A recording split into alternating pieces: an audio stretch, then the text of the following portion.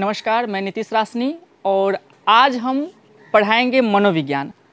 सबसे पहला बात ये आता है कि 10th तक हम मनोविज्ञान के बारे में कुछ जानते ही नहीं हैं। यहाँ तक कि बहुत ऐसे बच्चे होते हैं जो मनोविज्ञान का नाम ही नहीं सुना होता है कि मनोविज्ञान कुछ होता भी है। लेकिन जैसे ही हम 11th में एडमिशन लेते हैं और हमारे सब्जेक्ट में मनोविज्ञान आता है आर्ट्स लेने के बाद, तो मतलब कुछ बच्चों को लगता है कि क्या आ गया, कौन सी वाला है।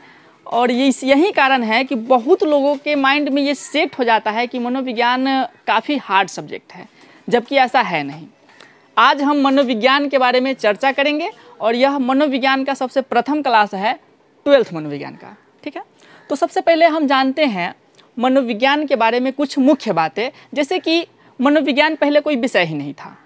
सबसे बड़ी बात यही है कि मनोविज्ञान पहले कोई विषय था ही नहीं।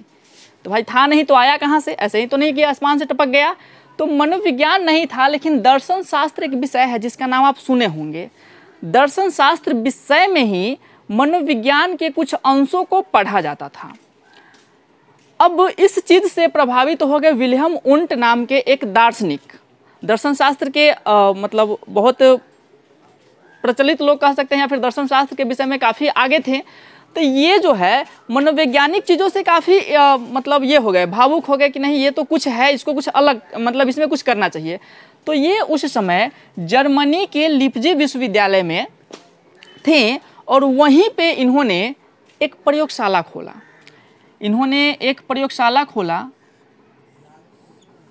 जो मनोविज्ञान का प्रयोगशाला था, न कि दर्शन शास्त्र का। मतलब दर्शनीय शास्त्र में मनोवैज्ञानिक कुछ ऐसे तथ्य था जिसका रिसर्च करना, मन के बारे में जानना, लोगों के बारे में जानना, लोग कैसे कुछ सोचते हैं, कैसे लोग रिएक्ट करते हैं, लोगों के मन में क्या होता है, इन सब चीज़ों को जानने के लिए इन्होंने लिप्जिग में एक प्रयोगशाला खोल दिया जो सिर्फ और सिर्फ मनोविज्ञान का था, न कि दर्शन शास्त्र का। और तब से दर्शन शास्त्र से अलग होकर मनोविज्ञान खुद एक विषय बन गया।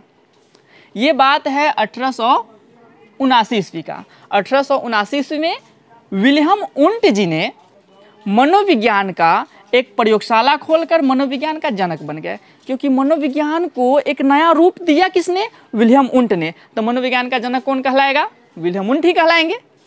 ये बात हो गई कि मनोविज्ञान आया कहाँ से। अब हम मनोविज्ञान में पढ़ते क्या है, मनोविज्ञान को कैसे जानते हैं, ये जान लेना है। अब तक हमने मनोविज्ञान का नाम सुना होगा तो दिमाग में एक बात आया होगा कि मनोविज्ञान माने मन का विज्ञान। और हम सब जैसे ही मनोविज्ञान का नाम सुनते हैं तो लगता है कि इसमें मन के बारे में जानना होगा, लोग क्या करते हैं, लोग के मन में चलता क्या है, लोग कैसे कुछ सोच लेते हैं, मतलब हम दूसरे लोग के मन की बात कैसे जान जाए। ठीक है, तो स्टार्टिंग में मनोविज्ञान को मन का विज्ञान ही कहा गया। लेकिन आप जानते हैं कि विज्ञान किसी चीज़ को तब कहा जाता है जब उसे प्रूफ किया जा सके। तो कहा ठीक है भाई, मन का विज्ञान है, हम माने कि इससे में मन का अध्ययन होता है, लोगों के मन को जाना जाता है। लेकिन मन को बताओ तो कहाँ है? अब मन को तो हम दिखा नहीं सकते हैं, मन को हम प्रूफ नहीं कर सकते हैं, इसलिए कहा कि ना, ये मन का विज्ञान नहीं है, ये गलत बात है। हालांकि बात सही है, लेकिन प्रूफ नहीं कर सकते हैं, इसलिए इसको गलत मान दिया गया।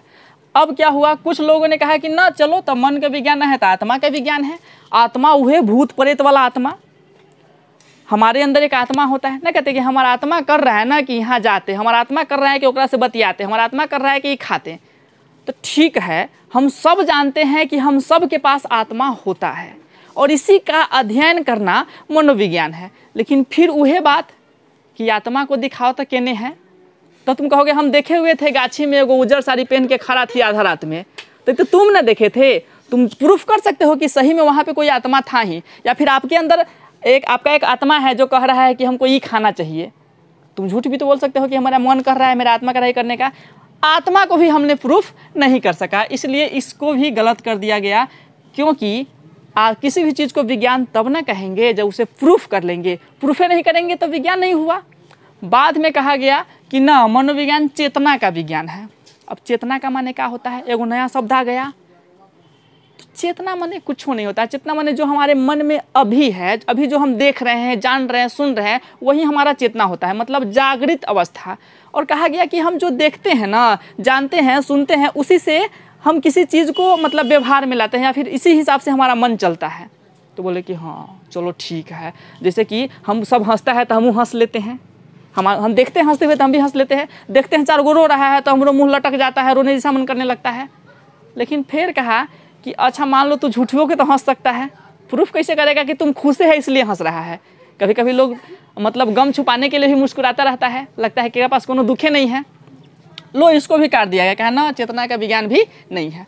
अभी वर्तमान में कहा जाता है कि जो मनोविज्ञान है ना वो व्यवहार का विज्ञान है। व्यवहार का विज्ञान माने कि जो हम चाल चलन जो हमारा है, कर्म लक्षण, यही इसी चीज़ का अध्ययन करना मनोविज्ञान कहलाता है। जैसे अगर हमारा व्यवहार अच्छा होगा ना तो हम हर जगह मतलब अगर मन मेरा अच्छा होगा, दिल अच्छा होगा, हम अच्छी चीज़ सोचते होंगे तो मेरा व्यवहार वो अच्छा होगा।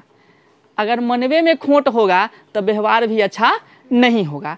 यानी कि अब व्यवहार को प्रूफ किया जा सकता है। कैसे? जैसे अगर हम दुखी हैं तो मेरे चेहरा पे दिखेगा कि हम दुखी हैं, हम खुश हैं तो नहीं चाहते हुए भी चेहरा पे तनिया स्माइल आ ही जाएगा। मतलब जैसा हम व्यवहार करते हैं वैसा ही व्यक्ति हम होते हैं, ऐसा मनोविज्ञान में कहा गया। अभी वर्तमान में इसको क्या कहा गया है? व्यवहार का विज्ञान। ये तो रहा मनोविज्ञान के बारे में कुछ बेसिक नॉलेज। इसके बाद हम मनोविज्ञान 12th चैप्टर 1 से पढ़ना स्टार्ट करेंगे और बहुत कुछ जानेंगे और सीखेंगे।